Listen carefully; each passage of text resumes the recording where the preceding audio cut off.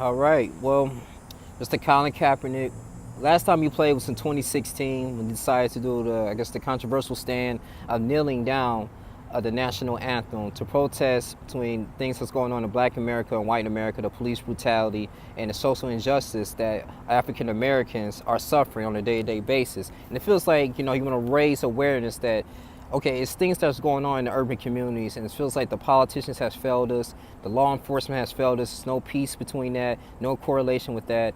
And white America, you guys, will support us when it comes to for us to entertain on the stage, or to promote our things online, or to do, pervades our talents on the field. But when it comes to our issues, rebuilding our communities, making sure we have fresh water, making sure that we are still on the way to prosper, it's that you guys are negative. It's the behind closed doors.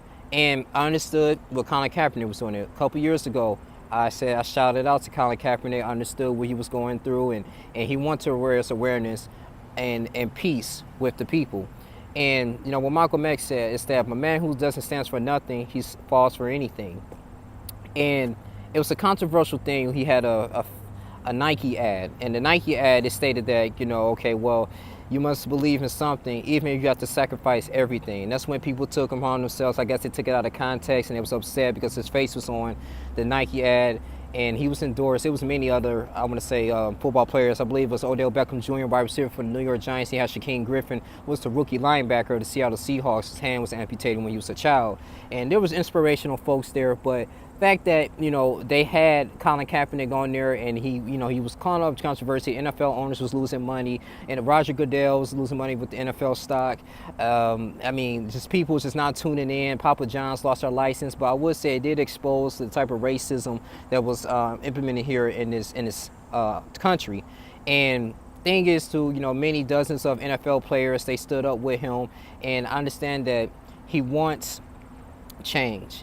But it could have been a different avenue for him to do that. He could have did like different speaking engagement, could have utilized his NFL career to proclaim the issue. But for you to kneel and have this whole controversy, the U.S. president is just disrespecting NFL players, and these people actually, want to separate politics and sports, even though that kind of goes hand in hand in a little way. And that's why I wasn't too upset with Dak Prescott, because he didn't sign up to be a political activist. Only a certain amount of people wants to put themselves in that limelight, because not only you have to be educated, but educated about the law. You have to be really compassionate about serving your community. Some people just want to live a life and just enjoy themselves and have great careers, which is okay, and understand and be obedient to the system.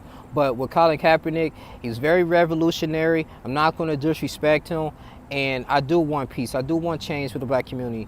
And yes, in the Black community, people kill each other on a day-to-day basis. We have a lot of gang violence, poverty. People don't want to do nothing for themselves. Black men locked up.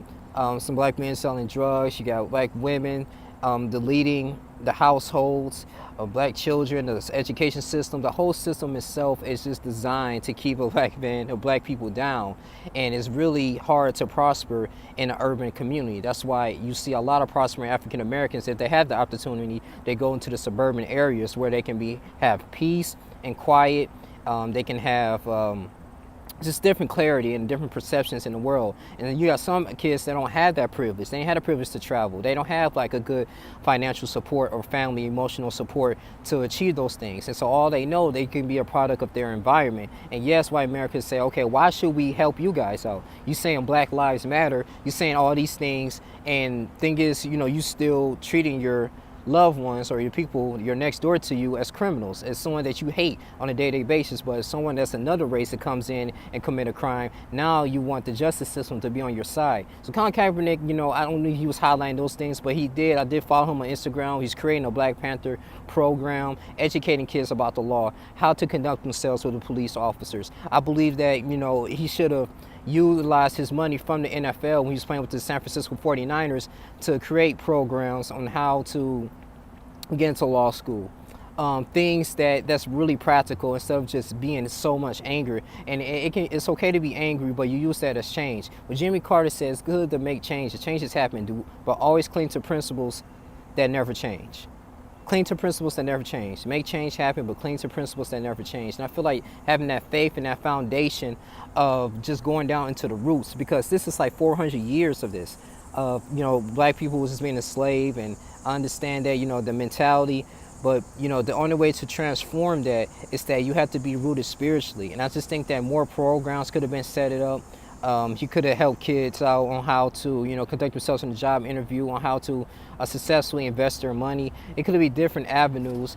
And I think that, you having peace, this can goes with tie in hand with eliminating police brutality, because if you conduct yourself in the right way, yes, the police and the law enforcement will work with you. Now, don't get me wrong. You do have bad cops. You have police officers. Even though you can speak right, you can speak well, you can have degrees, they still treat you like you're a third world citizen. That is true. And yes, some law enforcement had different agendas. Same thing in Chicago. They want to, eliminate black people from the particular area and move in Caucasians, and so they can drive up the pricing value. And so they keep technically moving you out there more and more into areas, and those areas that was prospering at one time is now it's going to be down because of the mentality of the people and lack of resources. It was the interview in Jacksonville when the Madden 19 tournament shooting that happened. People said the reason why, this Jacksonville stuff has been going on and our crime is so heavy is because we have a lack of opportunities. It was a black man saying that. I do believe in creating opportunities is the best way to reach these kids and to mentor, and having a huge political voice, Mr. Kaepernick, it could have been a great avenue for you to do that instead of I feel like just kneeling. And even though the NFL has nothing to do with black people getting killed, the NFL has employed many black men. And yes, black men has been bankrupt from the NFL, I guess, due to their, lack of responsibility. But at the end of the day, man, I just feel like, Nike workout, they were endorsing him, and people was getting upset with that. They want to, burn down their shoes or their clothing. And I said 33% of Americans in general are still going to support and buy Nike products, Nike shoes, Nike helmets, Nike everything, man, backpacks. I love Nike, I used to wear Nike all the time, and it started in 1988 with the campaign slogan, just do it. Now they say it's just don't do it. And Nike's been endorsing them. I think it's all right, but you have 38 Americans which outweighed. They said they're not going to support Nike. I don't know if the Nike stock is going to go down, how they're going to resolve the situation. But what Colin Kaepernick is doing, I'm not totally against it. I understand that, because we cannot live in a society that, you just okay with your sins. You're just okay with dysfunction of a certain amount of people. That's why I'm covering world news. That's why I'm compassionate with other people and the things that they go through on a day-to-day basis that don't even look like me. The Palestinians, the Germans that they facing in Germany when asylum seekers are going out seeing different type of terrorist attacks in their country, right, by the Merkel government. Nobody's calling them out on those type of things, right? And so, you have someone who has a face, and he's using his power, his influence to, get people on board, and utilizing I want to say entertainers, rappers to go on his behalf. I just think that it's just mischanneled energy. And, with this whole thing, with the Nike boycott, I'm not boycotting Nike. I'm not encouraging anyone to boycott Nike. Nike has nothing to do with this, and the NFL has nothing to do with this. It's just that Colin Kaepernick, that's an individual problem.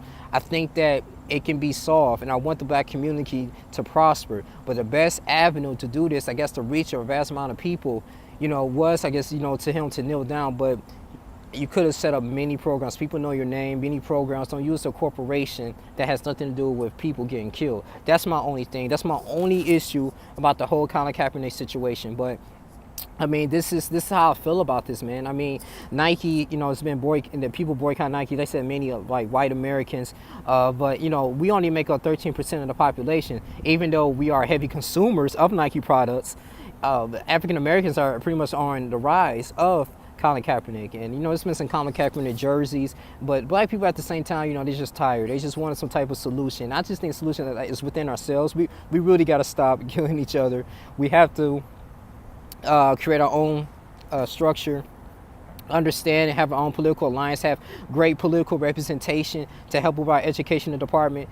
We just had in Detroit, man, we had elevated lead in Detroit. They had to close all the waters in the Detroit school system, man.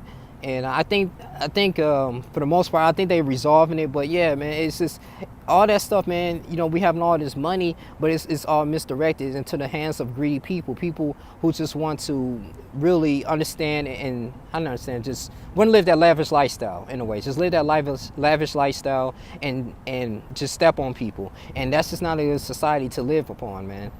With this, I don't know if this is going to be a Democrat or liberal issue here, but Nike, I don't think they're going to be in the hot water. It may affect Jordans, but Jordans, I mean, black people still going to be buying Jordans as well. But I know Michael Jordan's going to speak on this and support Colin Kaepernick. That would be an interesting thing.